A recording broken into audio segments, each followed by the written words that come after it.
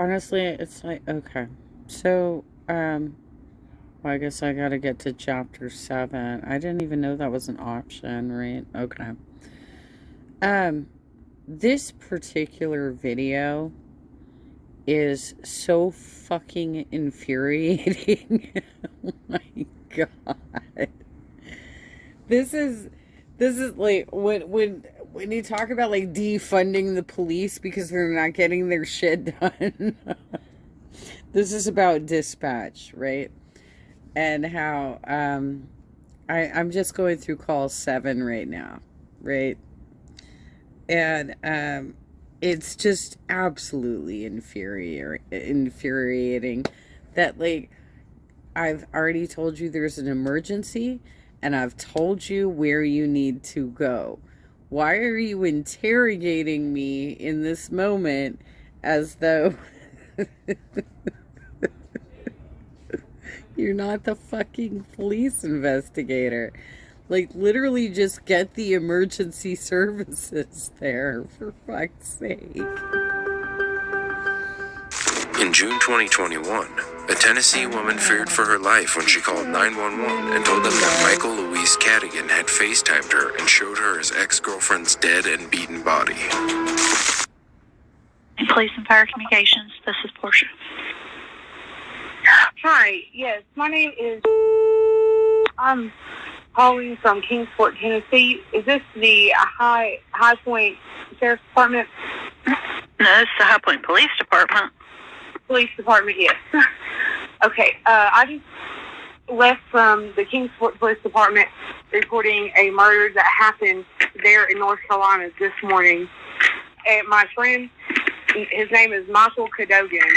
He called me this morning and he said that he had done something, and I asked him what he had done, and he FaceTimed me and turned the camera around, and he had choked and beat his girlfriend to death. Yes, but you called the wrong police department, right? So, let's do the phone menu of how many options you need to pick before you actually get to emergency services, right? And then they're going to be like, oh, I'm so sorry, but this is outside of our jurisdiction, so we can't fucking help you. And you all wonder why people want to defund the police. Okay, y'all. And he thinks that I'm going to pick him up, and I've, like, played along with it so I could get more information for everybody. I told the police down here, too. He is on his way right now to Watauga Lake and Rome Mountain here in Tennessee. Okay, and what part of this happened in High Point, though? I'm sorry? You think he murdered someone in High Point? It's around there. You dumbasses, for fuck's sake. You know how to coordinate with your local police departments. You don't need to be like, is this my jurisdiction? I don't know. I don't know if I can handle a murder investigation and coordinate with a local PD. Okay. Told me, because I don't know the exact city. They told me the Kingsport Police Department here told me to call High Point because it is around there, and they said you can. Okay, what's the address? I do not have his exact address because what I had down, he had deleted me off of, and I cannot get back on those messages. Okay, why do you think it's in High Point though? Like, what led you to that conclusion? What's near High Point though? Where I went just before to his house, I went through Salem, and right there, it was like after Salem. Fuck's sake. You guys can't figure out how to coordinate between PDs. For real? I know that's a fucking fallacy, okay? Because I worked in identity and security for 5 fucking years. You guys are the laziest ass dispatchers I've, like, for fucking real. Oh no, I have to establish jurisdiction and figure out if, like, it actually falls within my dispatch area. No, you don't. You need to figure out what the crime is and who you need to coordinate with. Fuck's sake. This is, you know what, this is exactly why, like, the Zodiac killer never got caught. And it was like High Points after, so I thought it might be near High Points. And that's what they told me to call. Okay, I don't understand. Why do you think it's High Point? Oh, fuck's sake. Okay, so I've been to this person's house one time before, and I went through Salem. Do you mean Winston-Salem? Yes. Okay, you went through Winston-Salem. Yes, and it was maybe like 30 minutes, an hour past that. I'm not sure exactly where it's at because it's been a while since I've been there. I do not talk to this person that much, and this is why I'm trying to get everything I can from him because he keeps calling. Did you not hear, girlfriend, that she said she was Skyping with him and that he showed her the murder? That she wasn't actually there, physically there? She's giving you as much as she can. Fuck's sake. On me, and he was wanting me to pick him up from where he is dumping this girl at his lake. Where is this lake at? In Tennessee? No, yes, the name of it is Watauga Lake. It is near. Okay, do you have any idea where it could be in High Point? Was it at somebody's house? Was it at a hotel? Was it at a building? It was at. I'm sorry, I'm trying to think of everything straight. It's at their. It was at their apartment. Him and his girlfriend leased out an apartment together, and I know it happened in their apartment upstairs. That's all I know. Okay, like where it's at. What is his name? Michael Cadogan. How do you spell his last name? Oh, 1 second. I have to bring it up. It's very hard to spell. Okay, what's her name? I do not know her name. I never asked about her, ever.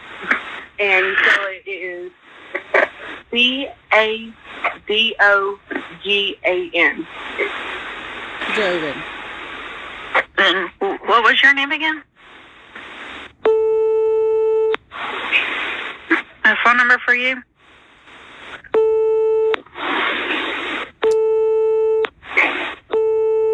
This is redacted content. It's not like she had like an incoming phone call or something. This is like they're redacting the content because she's just a witness to the testimony of the crime. Not the actual crime, but like a confession of the crime, right? And how old is Michael? He is 24, 25. Not. How do you know him? I met him through Snapchat a long time ago. I've known him for about 5 years. But you've never actually met him. You just know him online. No, I have met him. That's what I'm saying. I went to his house once before. Do you know what kind of car he drives? Yes, how are you? I know that he drives a black truck, but he's not in that. He is taking his girlfriend's car and her in the car and dumping it in the lake here at Watauga. Do you know what his cell phone number is? Yes, but he left it at the house, and he has a burner phone that he's been calling me from. Okay, well, do you have those numbers? Yes, I do. Okay, his cell phone number is... And what's the burner? It is... Are you sure this isn't... It's not a joke? No, I'm telling you, I'm... Are you for fucking real? Are you for fucking real? Okay, so yeah, there is this thing where apparently people on the net these days are trying to swat their enemies on the net by putting in prank calls. But for fucking real, you know, I got a SWAT call on me when my son's wife was delivering my grandchild, right? Because they were being so fucking obnoxious and loud at the pool that I turned up my stereo and started blasting Hamilton. So I got a fucking phone call on me, and the same cops who told me that when I complained about the sound violations at the pool, that was a civil matter. They came up to me to discuss the sound of my stereo it was somewhere around like 4 p.m. in the afternoon.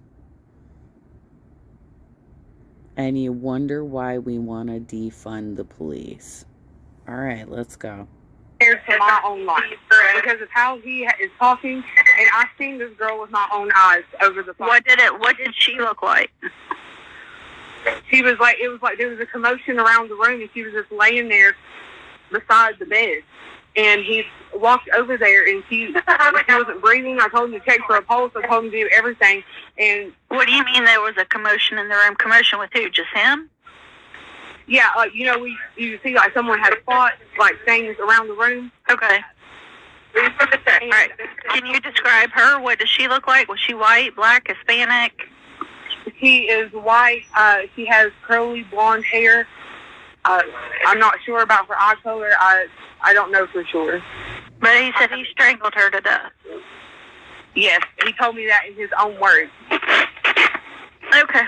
Let me work on this and have somebody give you a call, okay? Oh. The caller had told the dispatcher that 24-year-old Michael Cadigan had admitted to choking and beating his ex-girlfriend, Gianna Rose Delgado, to death.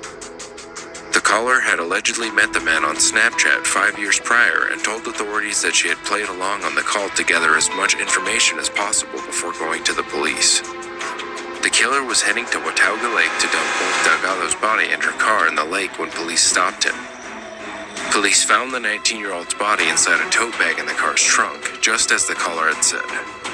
Cadigan was arrested and booked into a local Tennessee jail under the charge of first-degree murder and the abuse of a corpse. He's being held without bond. Ricardo Delgado, the victim's father, had demanded the death penalty for the man who murdered his daughter in cold blood. Ricardo said the recent High Point University student had broken off a romantic relationship with Cadigan, but the two continued living together. Ricardo stated that this had concerned him. We talked about getting a restraining order, and my daughter didn't want to cause any type of harm because she wanted to save the world, Ricardo stated. Ricardo also told the court that Cadigan would exploit and abuse his daughter's love for her dog, Franklin, by threatening and kidnapping him. Franklin is now under Ricardo's care. A new court date is yet to be set for the killer, but police say that he will be charged in High Point with first-degree murder and felony concealment of death. Friends of Delgado remember her fondly as a fun-loving and kind-hearted, spirited young woman with an infectious smile who had so much potential. She was working towards a law degree when she was taken far too soon. You know, this is the thing. Like, if the police won't take us seriously when we call in for... Like, for instance, I've called in several times and talked about these families that need child protective services coming after them because of the way they've been behaving around the neighborhood, and they're not doing shit, right? And they keep telling me it's a civil matter and they can't do anything about it, right? But, like, when you listen to a dispatch call like that, where it's nobody's getting dispatched, it's just a fucking interrogation, because even that woman herself is in danger now, because she is now a witness to a confession, right? So she needs police intervention. She needs protection. If y'all not going to do your goddamn jobs, why are we paying you? All I got to say.